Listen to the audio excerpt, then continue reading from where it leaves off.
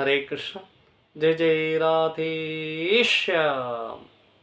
नमो ओं विष्णुपादाय गौरंगपृष्ठरूपिणे श्रीभक्तिविबोधाय बोधाय नैति नामिने। ओं ज्ञानतिमिरान्धस्य ज्ञानाञ्जनशलाकया चक्षुरुन्मीलितं येन तस्मै श्रीगुरवे नमः।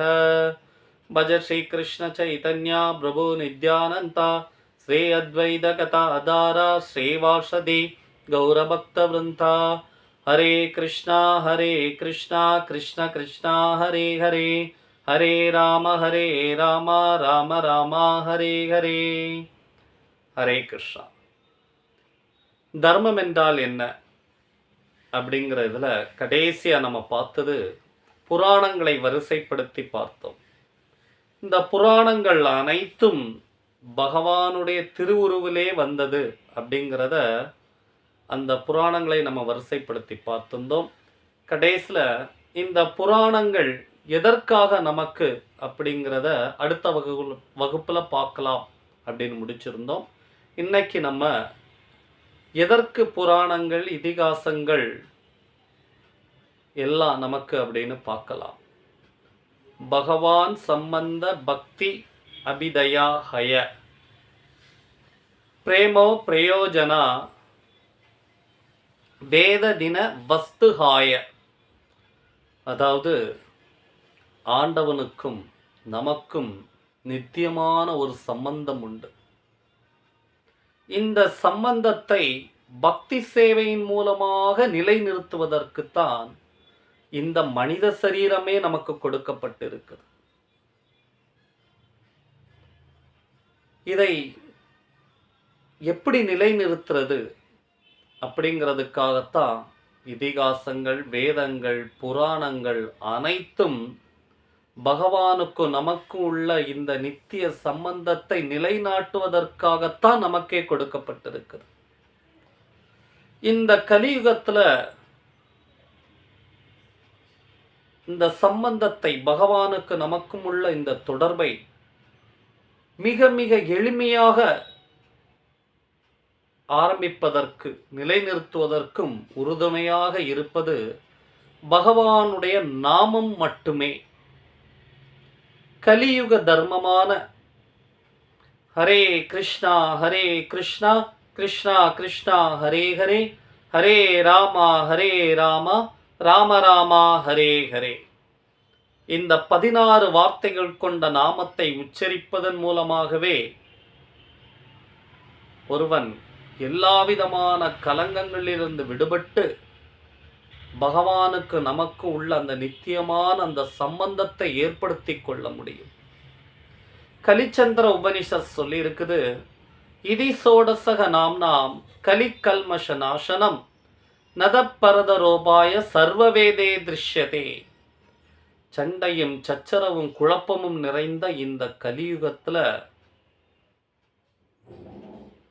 இந்த கேடுகளை எல்லாம் போக்குறதுக்கு ஒரு நல்ல விஷயம் என்ன அப்படின்னா, இந்த 16 வார்த்தைகள் கொண்ட இந்த ஹரே கிருஷ்ணா மகாமந்திரத்தை ஒருவன் உச்சரிப்பதுதான் சிறந்த வழி அப்படின்னு சொல்லி இருக்குது.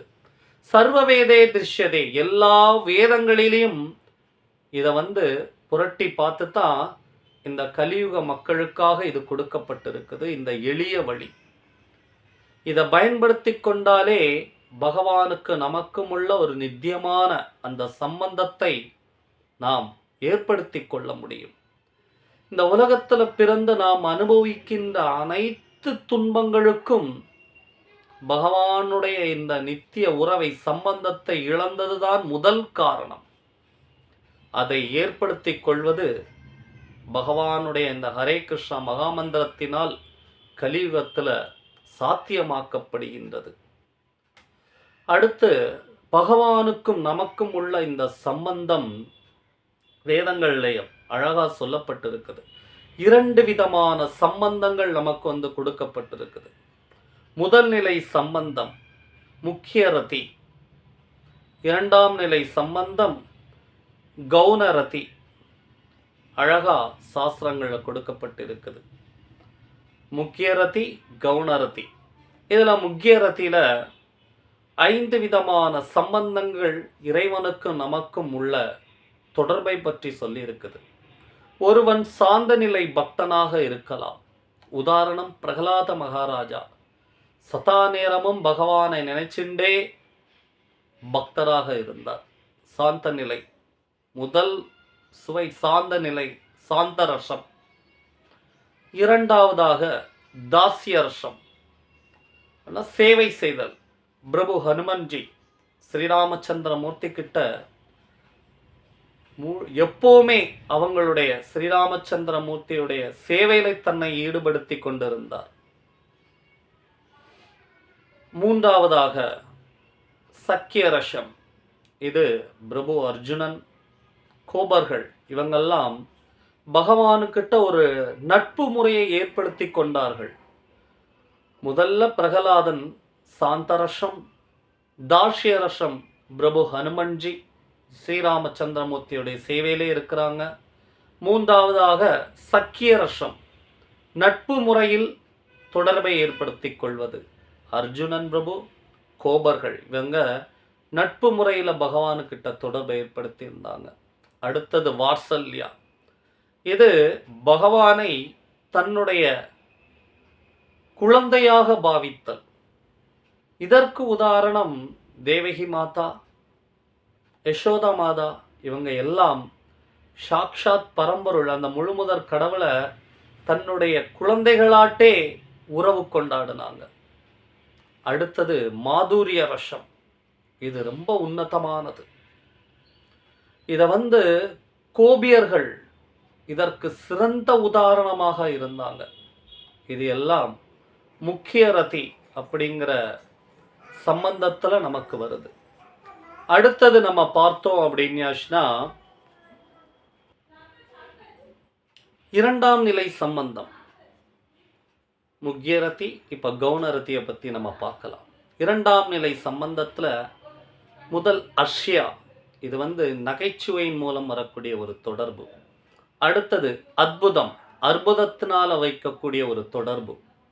மூன்றாவதாக வீரியம், வீரத்தினால பகவானுக்கிட்ட நமக்கு வரக்கூடிய தொடர்பு. அதற்கு அடுத்தது கருணா, கருணையின் மூலம் பகவானுக்கிட்ட வரக்கூடிய தொடர்பு. அடுத்தது ரௌத்ரா, கோபத்தின் மூலமாக பகவானுக்கிட்ட நம்ம ஏற்படுத்தக்கூடிய ஒரு தொடர்பு. பிபிபஷா, இது வெறுப்புனால பகவானுக்கு மேலே வைக்கக்கூடிய ஒரு தொடர்பு. பயானகா, இது பயத்தினால வரக்கூடிய ஒரு பயத்தின் மூலமாக பகவானுக்கிட்ட நம்ம வைக்கக்கூடிய தொடர்பு. நம்ம சொல்லப்பட்ட இந்த அனைத்து தொடர்புகளும் பகவானுக்கிட்ட இருந்து தான் உருவாகி இருக்குது. பகவான் தான் இது எல்லாத்துக்கும் மூல காரணம். இந்த எல்லா தொடர்புகளையும் பக்தி சேவையின் மூலமாக பகவானுக்கிட்ட தொடர்பு படுத்தும் போது மட்டும்தான் மனிதனுக்கு மிகப்பெரிய நன்மையே பயக்குது. நாம் அனுபவிக்கின்ற இந்த உலகத்தில் பிறந்து நாம் படுகின்ற அனைத்து துன்பங்களுக்கும் காரணம் பகவானுக்கு நமக்குள்ள இந்த நித்தியமான இந்த சம்பந்தத்தை நாம் இழந்து மறந்ததுதான் காரணம். எப்படி ஒரு மரத்தின் வேருக்கு நீர் ஊற்றுவதன் மூலமாக அந்த மரத்தில் உள்ள இலைகளும் கிளைகளும் மிகுந்த பலனடைகிறதோ, அது மாதிரி பகவானுக்கும் நமக்குள்ள இந்த சம்பந்தத்தை நாம் நிலைநாட்டும் போதுதான் நம்மளும் உண்மையான அந்த நன்மையை அடைய முடிகிறது. அப்புறம் அடுத்தது என்ன அப்படின்னு பார்த்தீங்கன்னா, இந்த மனித வர்க்கத்தினுடைய நன்மைக்காக